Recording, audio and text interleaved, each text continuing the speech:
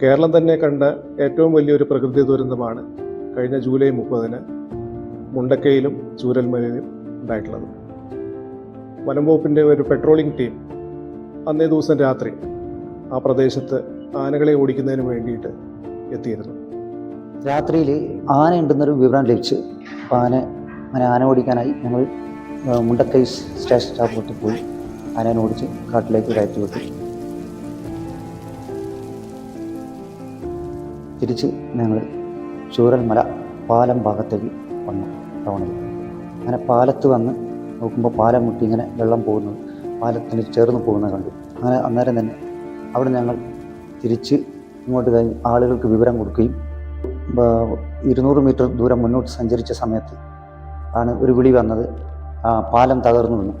അപ്പോൾ ചെന്ന് നോക്കുമ്പോൾ പാലം പൊട്ടിപ്പോവുകയും ചെളിയും ഇതും ചൂരൽമല ടൗണ് നിറഞ്ഞിരിക്കുകയാണ്.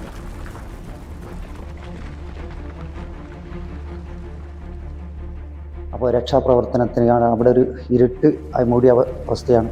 നാട്ടുകാരുമുണ്ട്. അതുപോലെ ഞങ്ങൾ കൂടെയുള്ള സ്റ്റാഫുകളൊക്കെ കൂടി കുറച്ച് പേരെ ജീവനോടെ നിൽക്കുന്ന കുറേ പേരെ ആ വീടുകളിൽ നിന്നൊക്കെ എടുത്ത് 40-45 പേരോളം ഉണ്ട്.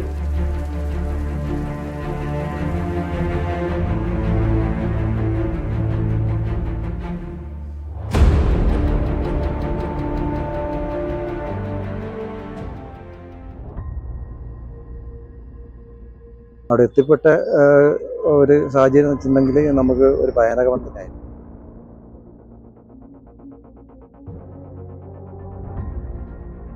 അവിടുത്തെ ഒരു ഏകദേശം എല്ലാ ഭാഗങ്ങളും ഉരുൾപൊട്ടി പോയിട്ടുണ്ടായിരുന്നു. വീടുകളും എല്ലാം പോയി.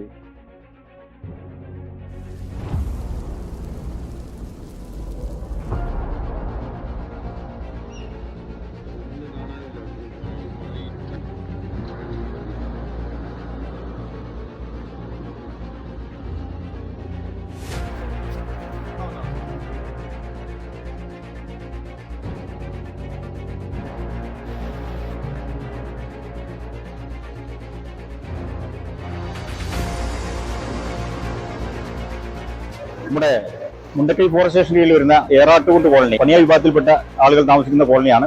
അവിടെ നമുക്ക് 33 അംഗങ്ങളാണ് ഉള്ളത്. അവിടെ വീടിന്റെ സൈഡ് ഭാഗത്തായിട്ട് ഇടിഞ്ഞിട്ടുണ്ട്. വളരെ അപകടകരമായ രീതിയിലാണ് ഇടിഞ്ഞിരിക്കുന്നത്. ഇടിഞ്ഞു പോയത് വളരെ ഭീഷണിയായതുകൊണ്ട് തന്നെ അവിടുത്തെ അവിടെ കളക്ടർ പറഞ്ഞു അവരെ മാറ്റി താമസിക്കണം എന്ന് പറഞ്ഞു. അതിന്റെ അടിസ്ഥാനത്തിൽ ഞങ്ങൾ അവിടെ ചെല്ലുകയും 33 പേരാണ് ഉള്ളത്. 33 പേരിൽ ഞങ്ങൾക്ക് 24 പേരെ അട്ടമല ഭാഗത്തേക്ക് മാറ്റി പാർപ്പിക്കാൻ സാധിച്ചു. 9 പേര് കാട്ടിലോട്ട് പോയിട്ടുണ്ട്. ആ 9 പേരെ വൈകുന്നേരത്തോടു കൂടി എത്തിക്കാനുള്ള ശ്രമം ഞങ്ങൾ നടത്തുന്നുണ്ട്.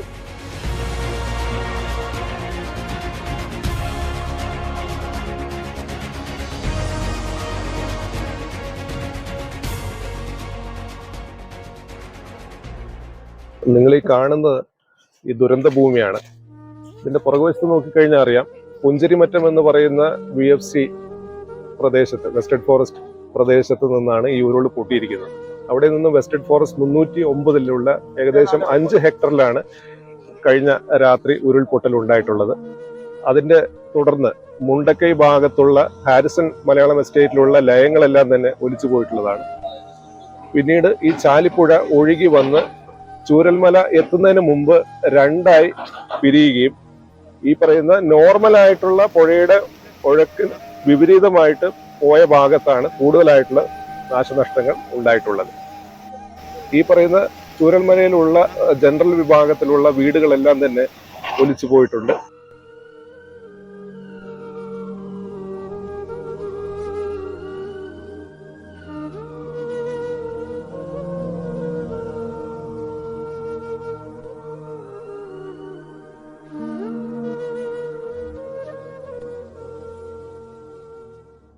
വനം വകുപ്പിൻ്റെ ഏകോപിതമായിട്ടുള്ള പ്രവർത്തനങ്ങൾ മൂലം നമുക്ക് കുറേ കാര്യങ്ങൾ നമുക്ക് ചെയ്യാൻ കഴിഞ്ഞിട്ടുണ്ട്. നമുക്കറിയാം, IG ആയിട്ടുള്ള സേതുരാമൻ സാറിൻ്റെ നിർദ്ദേശപ്രകാരം വനം വകുപ്പ് വിവിധ സേനാംഗങ്ങളുമായിട്ട് army, territorial army, NDRF, fire force എല്ലാ വിഭാഗങ്ങളുമായിട്ട് ചേർന്ന് 6 സോണുകളായി തിരിഞ്ഞ് സെർച്ച് നടത്തുകയും ഈ ഒരു റെസ്ക്യൂ ആൻഡ് ഓപ്പറേഷൻസിലെല്ലാം തന്നെ നമ്മൾ നിലകൊണ്ടിട്ടുണ്ട്.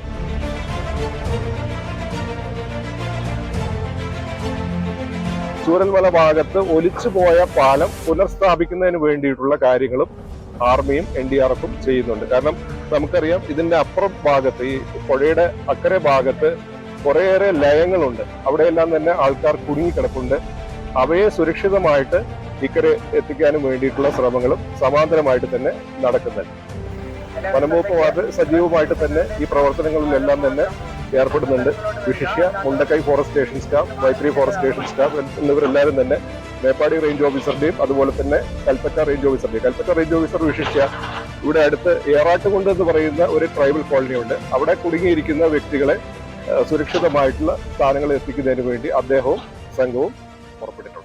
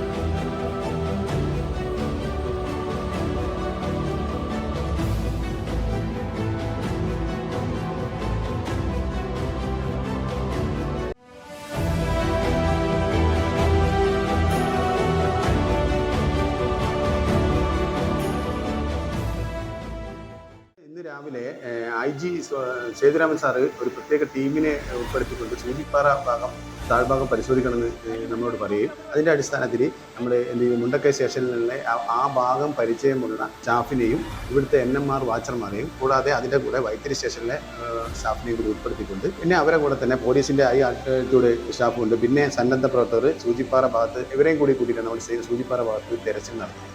ആ രണ്ടാമത്തെ വെള്ളച്ചാട്ടത്തിൽ നമ്മൾ തെരച്ചിൽ നടത്തിക്കൊണ്ടിരിക്കുകയാണ്. അറിയുന്ന രണ്ടാമത്തെ വെള്ളച്ചാട്ടത്തിൽ 3 പേരെ കുടുങ്ങിക്കിടക്കുന്നുണ്ടെന്ന് വിവരം ലഭിച്ചത്. അപ്പോൾ അവരൊരു പാറയുടെ മുകളിൽ കയറി ഇങ്ങനെ നിൽക്കുകയാണ് ചെയ്തത്. നമ്മളതിൻ്റെ അടുത്ത് തന്നെ അവരെ എങ്ങനെ രക്ഷപ്പെടുത്തുക എന്നുള്ളത് നോക്കിയിടുകയും നമ്മൾ അവിടെ തൊട്ടടുത്തുള്ള മരം മുറിച്ച് അവിടെ വെള്ളത്തിൻ്റെ മുകളിൽ അതിലെ ആ ഭാഗത്തെ കടക്കാൻ നോക്കുമ്പോൾ പക്ഷേ മരം മുറിച്ച് വീഴുന്നതല്ല, മുഴുവൻ പെട്ടെന്ന് തന്നെ അത്രയും ശക്തിയുള്ള ഒഴുക്കിൽ മരം ഒഴുകിപ്പോയി.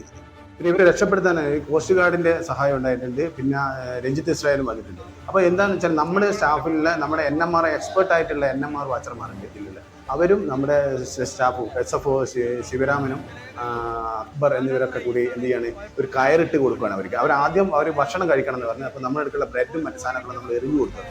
അവർ ആ ഭക്ഷണം കഴിച്ചതിന് ശേഷം ഈ കയറ് നമ്മൾ ചാടി കൊടുത്തു. അതിലൂടെയാണ് അവരെ എന്ത് ചെയ്യുന്നത്, കയറക്ക് കെട്ടി വലിച്ച് നമ്മൾ ഇക്കരക്ക് കൊണ്ടുവരുന്നത്. തുടർന്നാണ് പിന്നെ ബാക്കിയുള്ള ആൾക്കാരെ കാലിന് പരിക്കുണ്ട് എന്ന അടിസ്ഥാനത്തിൽ ഇവരെ ഹെലികോപ്റ്റർ വന്ന് അവരെ ലിഫ്റ്റ് ചെയ്ത് കൊണ്ടുപോകാൻ ചെയ്തു.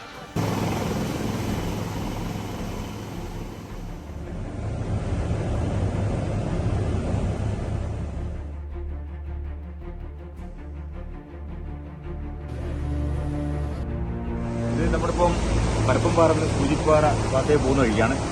ഇവിടെ കോളിച്ചൂട് എന്ന് പറഞ്ഞ സ്ഥലത്താണ് നമ്മൾ നിൽക്കുന്നത്. ഇവിടെ ഏകദേശം ഒരു 50 മീറ്റർ അപ്പുറം കൂടിയും അതിൽ പകുതി ടീം 2 കരകളിലായിട്ട് നോക്കുകയാണ്. ഒരു ടീം ഒരു മറുകരയും ഇടയിലായിട്ട് നോക്കുകയാണ്, നോക്കിയാണ്. ഏകദേശം 150 മീറ്റർ ഡിസ്റ്റൻസിൽ 2 ബോഡിയാണ് കിട്ടിയത്. 2 ടീമിനും ഓരോ ബോഡി വെച്ച് കിട്ടും. അത് കൊണ്ടുപോകാൻ വേണ്ടി എയർലിഫ്റ്റിന് വേണ്ടി കാത്തിട്ടാണ്.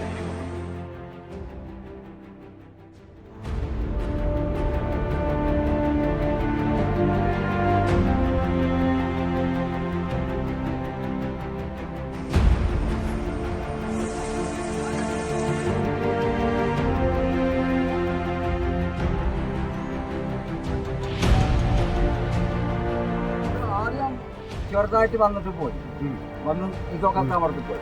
പിന്നെ ദാറ്റും വലുതായി വന്നു. അപ്പൊ എവിടെയായിരുന്നു? അപ്പോഴും ഇവിടെ തന്നെ പേടിയത് ചില ആൾക്കാരും ഒക്കെ 14 വരെ അങ്ങോട്ട് അയച്ചു. സാറുമാര് ഒന്നും നെട്ടിക്കഴിഞ്ഞ് കഴിഞ്ഞാൽ കഥ കഴിഞ്ഞു. അതെ, ഒന്ന് ചാറ്റാൻ പഠിച്ചു കിട്ടിയാൽ മതി. ഇതൊന്നും ഞങ്ങൾ കണ്ടിട്ട് ഒരു 3 കൊല്ലം കഴിഞ്ഞു. അത് കണ്ട് പുഞ്ചിരിമറ്റം തന്നെയല്ലേ ഞങ്ങൾ നടക്കാം.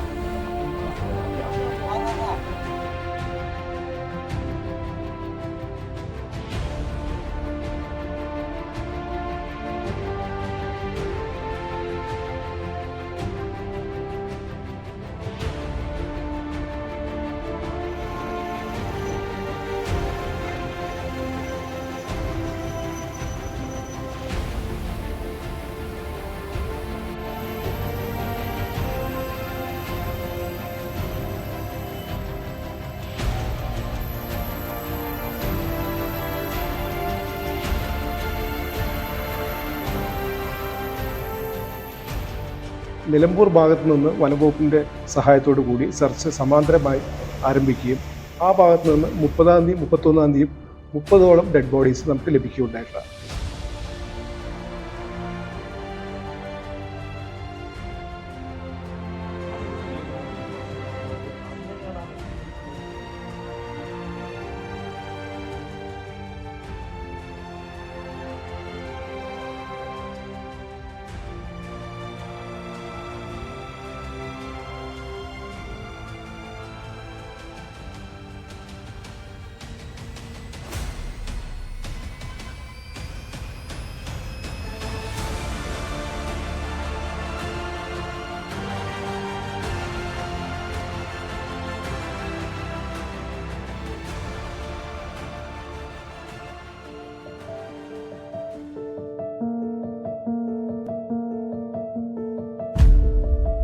ഉയിരായി മാറവേ നിഴൽ മായവേ ഒരേ സ്വരം ഒരേ മുഖം ഒരേ മനസ്സുകളായി നാം ഈ നേരവും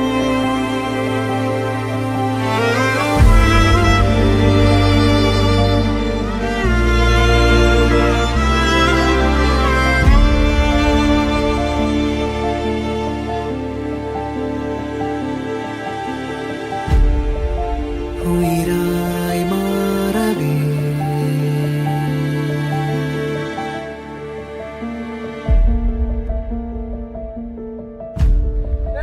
ഉയിരായി മാറവേ നിഴൽ മായവേ ഒരേ സ്വരം ഒരേ മുഖം ഒരേ മനസ്സുകൾ